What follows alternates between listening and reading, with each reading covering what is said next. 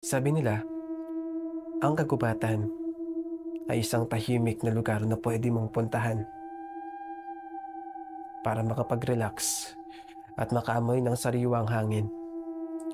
Pero paano kung sa kagubatan na ating pupuntahan ay makaka-encounter tayo ng mga hindi maipaliwanag na bagay at mga nakakatakot na experience?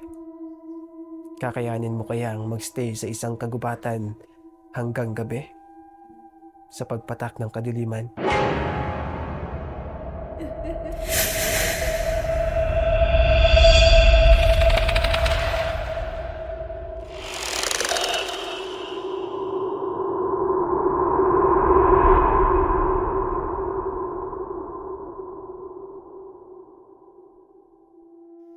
Sa unang bahagi ng ating video ay makikita natin ang isang taong nagde-decide kung saan nga ba siya papunta, sa kanan o sa kaliwa.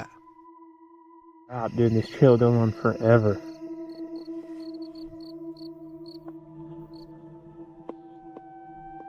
It just got really quiet really fast.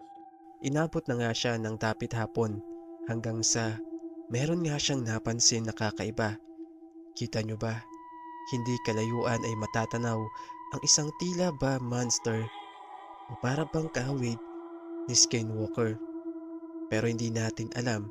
Pero maya-maya ay makikita natin sa video na bigla itong nawala. Dahil nga sa pangyayaring ito, dahil na rin sa kanyang nakita ay nakaramdam siya ng takot. Kaya't pinilit niyang paandarin ang kanyang motor. At nang umandar na ito ay nagmadali nga itong lumabas sa gubat.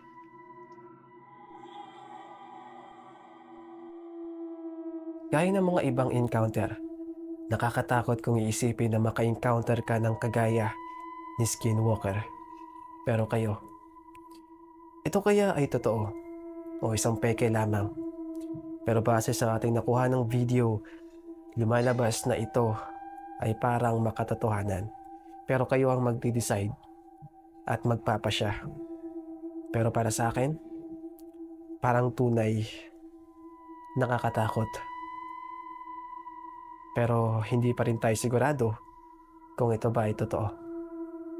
Dumako tayo sa pangalawang bahagi ng ating video. Dito nga sa pangalawang bahagi ng ating video ay makikita natin ang isang YouTuber na mahilig sa mga gantong pangyayari o sa gantong mga experience. At isang araw ay nakapag-decide ito na pumunta sa gubat para mag-camp kasama ng kanyang aso. Creepy outdoors here. By myself camping, as usual.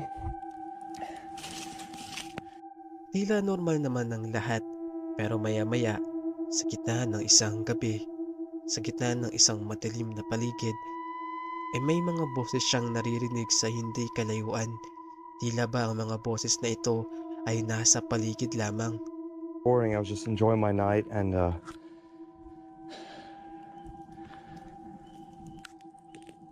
I'm just talking to my dog right now.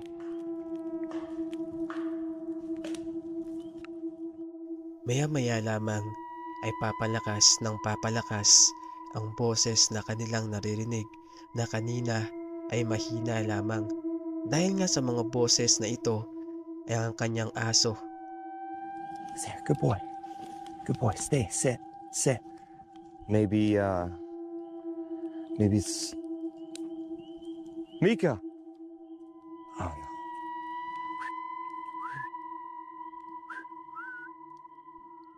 At nagpatuloy nga ang boses na kanilang naririnig hanggang sa maging ang kanyang aso ay napabalisa na. Tila ba may nais nitong sabihin sa kanyang amo na umalis na sila sa kagubatan dahil sa mga misteryo o sa mga halimaw o sa mga nakakatakot na pwede nilang makita dito o mga nilalang na pwedeng maglagay sa kanila sa peligro. Sabi nga nila, ang mga aso ay matalas ang pangamoy at pandinig. Nakakakita daw sila ng mga multo o mga taong namayapa na o mga bagay na hindi natin maipaliwanag gaya ng mga monster at mga masamang kaluluwa na nasa paligid natin. Gaya nga sa isang kagubatan, pagpatak ng kadiliman ay mga elemento'y dito'y naglalabasan. At maaring yun ang pinanggagalingan ng boses at maaring nakikita ito ng kanyang alagang aso. Kaya ito nababalisa at gusto nang kumawala. Pero kayo, ano kaya ang pinanggagalingan ng boses na iyon? Nakakatakot kung iisipin.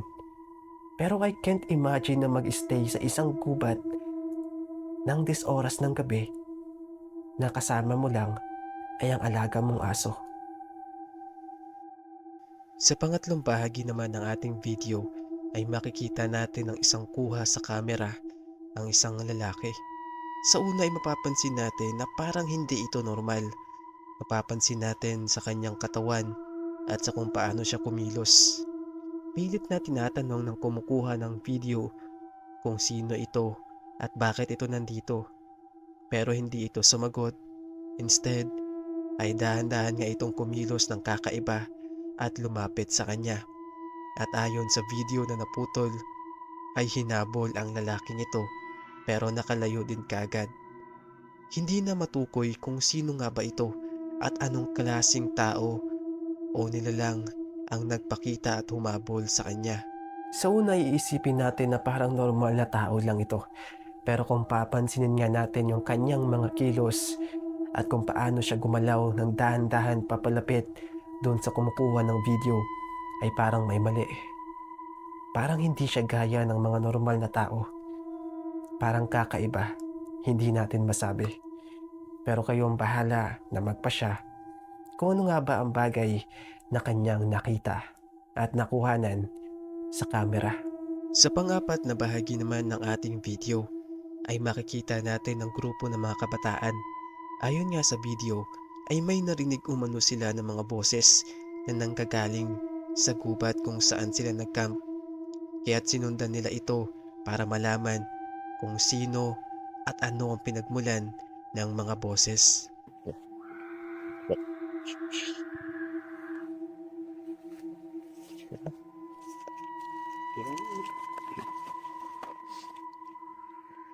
Base nga sa video ay maririnig natin ang mga sigaw. Para bang may nais humingi ng tulong. Para bang sigaw ng isang babae o sigaw ng isang matanda. Kaya naman dahan-dahan nila itong hinanap kung saan nga ba ito nanggaling. Maya-maya lamang ay nahanap na nga nila kung saan nanggaling ang mga sigaw o yung mga boses at meron nga silang nakita sa hindi kalayuan.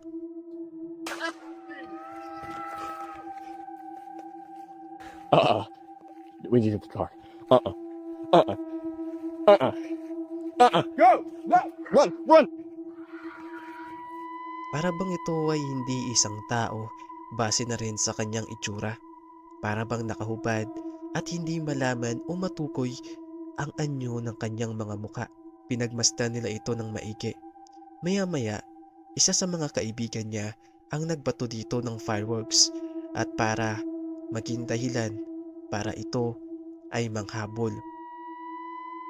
What the fuck? What the hell? What the hell? Hinabol nga ang magkaibigan na ito sa mismong gubat at makikita nga natin sa isang kamera ang tunay at malapitang anyo ng nasabing monster. Isang babala na rin ito para sa lahat na kapag may mga narinig tayong boses ay huwag na nating alamin pa at puntahan dahil hindi natin alam kung ano ang pwede nating masaksihan. Kaya nga na magkakaibigan na ito na may nakitang kakaibang elemento na humabol sa kanila. Hindi tayo sigurado kung ang elementong ito ay isang halimaw o isang nagpapanggap lamang. Kayong bahala magpasya. Pero bago tayo magpatuloy, huwag kalimutan na mag-like at mag-subscribe para sa mga susunod pa nating mga video. Sa panglimang bahagi nga ng ating video ay isang grupo ng magkakaibigan ang nag-decide na mag-camping sa isang forest. Hindi nga nila namalayan na dito pala nila mai-encounter ang isang nakakatakot na bagay. Sa gitna kasi ng madilim at hating gabi ay meron silang narinig na boses isang sigaw ng isang lalaki.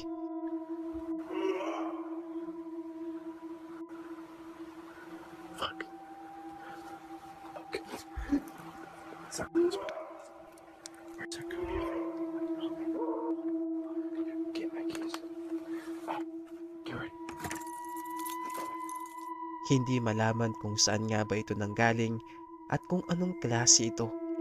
Dahil dito ay nakapag-decide ang magkakaibigan na umalis at sumakay pabalik sa kanilang kotse para na rin sa kanilang safety. Everybody, get in my truck.